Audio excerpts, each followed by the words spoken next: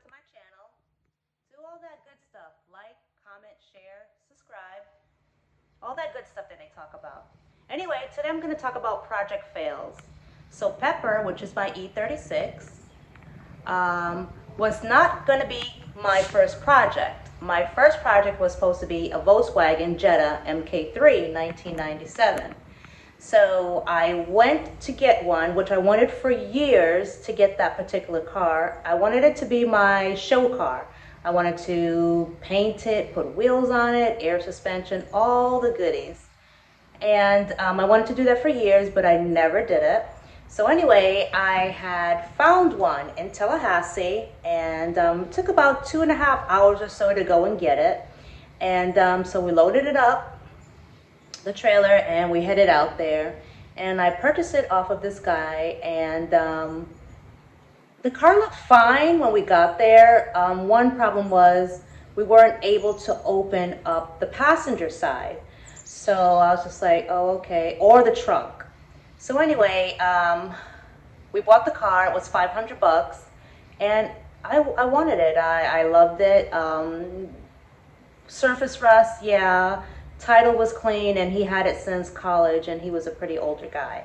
So I brought it home, and we finally got the door to open and the trunk, and then when we looked inside, it was a disaster. I'm sorry. The trunk was filled with rust, the passenger side was filled with rust. Some came in the mail today. Yeah, I did. These nuts. Got him! And I'm pretty sure that's why we couldn't get it open, because he knew once that was exposed, there's no way that I was going to buy that. So anyway, I bought the car for $500. I figured out it's not gonna work through. It's not gonna work out. So it's just like, what do I do? You know, he assured me that there was no rust or anything on the car, and it was just sitting for a while. And it was on some old BBSs, similar to some Style 5s, but I'm not even sure what generation it was. But it was looking pretty good. The wheels were a little, they needed to have some work done to it. So anyway, long story short, never take anyone's word for it on rust and so on. If you cannot go through the car yourself, don't do it. So I end up selling the engine out of that car. So I bought the car for $5, sold the engine for $6, and then some miscellaneous parts off of it. But it took about 2 months or so for me to actually get rid of the parts.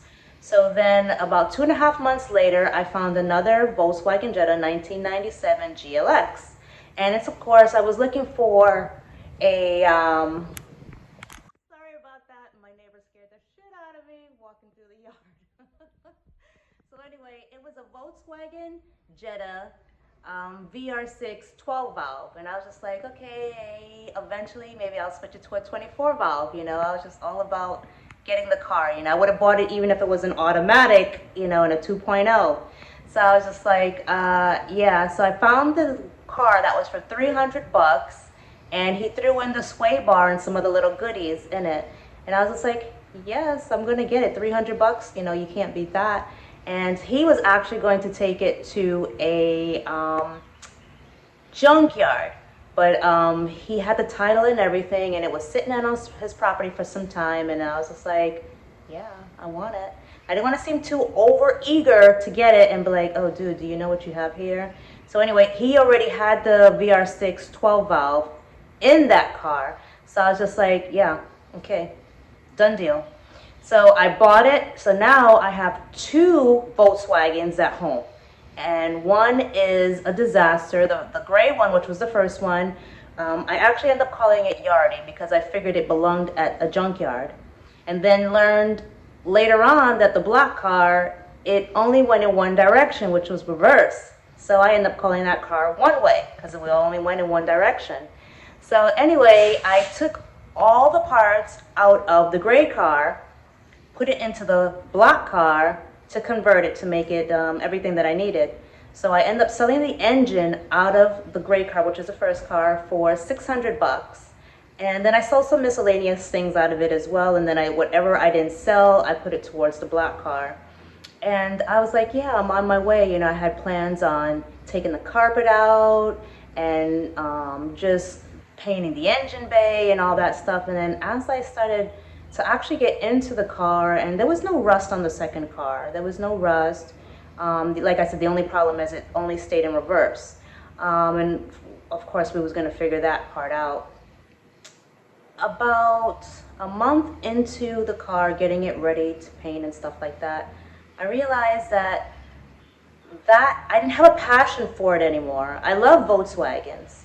I was a Volkswagen head for a very long time. When I actually got the car, and I think my brain was tainted by the idea of the first car that the guy lied, and I really didn't know if he was going to give me my money back. And you know, he gave me like 100 stories, and he told me he had a lot of kids, and that the money would come in handy. And I was just like, okay, you know, I have no problem with that. I want the car. You want to sell it? Let's do it. But knowing that he lied, you know, that, and it's, you know what, it's not totally his fault only. It's my fault. I didn't do enough digging or trying to figure out how to go through the car. So I'm not going to blame it on him. I'm going to pretty much blame it on myself because I should have thoroughly went through that car before I loaded it up on the trailer and all that stuff. So, but then when we got to the black car, my brain was just tainted. I didn't have the passion for it anymore. We have already had several Volkswagens in our family. We had GTIs, we had Jettas. Pretty much everything was a VR6. And I ended up getting Pepper, which if you've seen my other video before, or maybe not, I love this car. I wasn't really into this body really, but then I fell in love with it. I went to go look at one and I was just like, yes. Some reason in my mind I just wanted to have a red one, and then this one came about. I bought it from Coparts and I didn't know what to expect. I bought it from Coparts, I had it delivered, and of course I didn't inspect it while it was in Coparts because it was in Georgia. And I've used Coparts several times before to buy several of the cars. So I didn't go to Georgia to inspect it or anything like that, but when it got to the house, I thoroughly went through it. Not that I can return it or anything, but I went through it. There was no rust. The guy even left a list of things that he upgraded on the car, mechanical wise, like, you know, or, you know, changing the oil and so forth. So I really appreciated that. And so I really got into loving this car even more. Of course, she did not come like this. I did a lot of the upgrading on my own, but I love it. You know, I love it. Long story short. Do not trust anyone's word on the car's fine, there's no rust on it, you know, even if they seem like an honest person. Do your own research, do your own digging while you're there before you actually purchase the car. I end up making out pretty well because, well, this is all before the pandemic took place. So I end up bought the car for $5, sold the engine for $6, sold miscellaneous parts on the first car. The second car I didn't end up keeping. I sold it to somebody that was in the Volkswagen world, in the MK3 world, for Jettas, and sold it to them I bought the car for $3, sold it for $1,600, but they got double of everything, and then they also got whatever I purchased on my own when I was originally going to do the first car. So I kind of went to the junkyard because I couldn't find anything at Volkswagen dealer.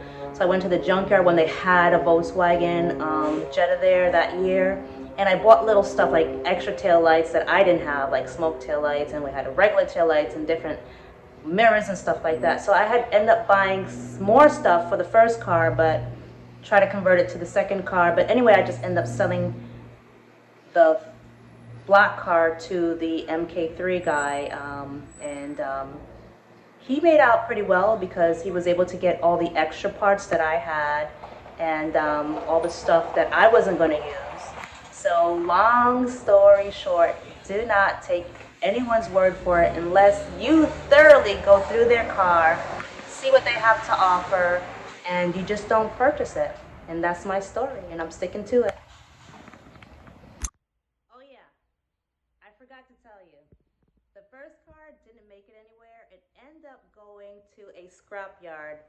Yes, ladies and gentlemen, I took the car to a scrapyard, and It was pretty much just a shell left of it, so there was not really much on it. I took off the wheels that came on it. Actually, I sold those. I sold those to somebody for like $200. So I didn't even try to, I was going to repair it, but I didn't even try to attempt to repair it because it needed some work, and he worked at a shop where he can, I guess, like sandblast it and, you know, do some other stuff. I'm not even sure if he was going to make those BBSs into some 3-piece wheels. But I sold that, and I had gotten some Aristols, sold that too.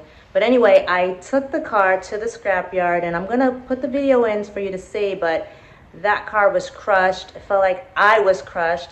You know, that was like, I love that body style for the Volkswagens.